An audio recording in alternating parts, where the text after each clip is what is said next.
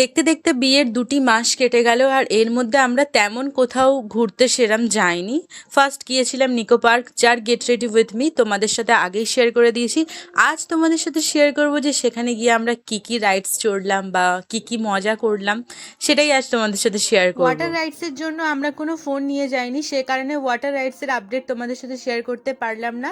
পরে কিছু ছবি আর ভিডিও তোলার জন্য আমরা ফোন নিয়ে এসেছিলাম। তারপর ছবি ভিডিও কমপ্লিট করে আমরা লাঞ্চ কমপ্লিট করে এখানে নর্মাল রাইডসের জন্য বেরিয়ে পড়েছিলাম।